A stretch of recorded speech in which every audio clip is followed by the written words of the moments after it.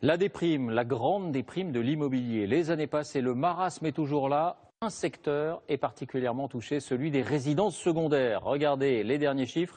Ils portent sur l'année 2013. En un an, les ventes ont chuté d'un quart, moins 25%. Les prix aussi suivent la même tendance. Dans la campagne normande, reportage Cyrilza, Marie Cazot. Il sillonne les routes de Normandie depuis 35 ans. Pascal Dufour, agent immobilier à Bernay, a vu le marché des résidences secondaires s'effondrer.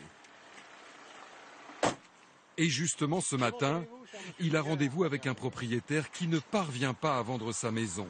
Elle est sur le marché depuis 5 mois. Une maison à Colombages, à 1h30 de Paris par le train, au cœur d'un village. 120 mètres carrés, 6 pièces, prix demandé 155 000 €, frais d'agence inclus.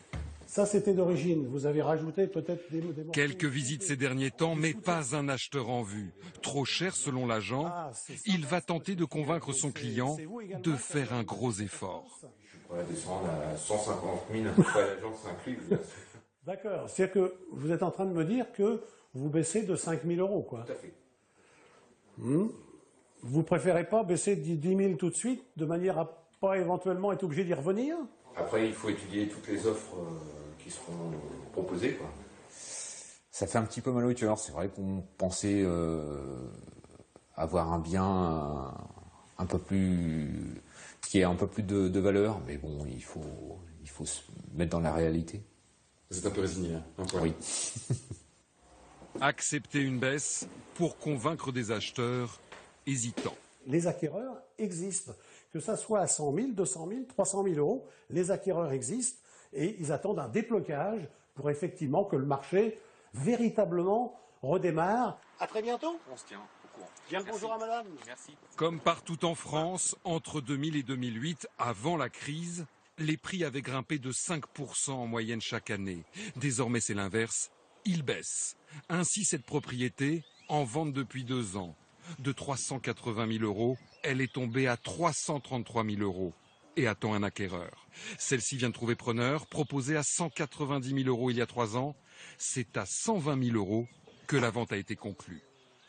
Et parfois, les prix décrochent littéralement, comme pour cette grange réhabilitée à 20 minutes du port de Honfleur. Anne Herne s'est offert sa résidence secondaire en janvier dernier et elle a fait une affaire. 250 mètres carrés, 6 pièces. C'est la cuisine, telle qu'elle, donc j'ai fait aucune modification.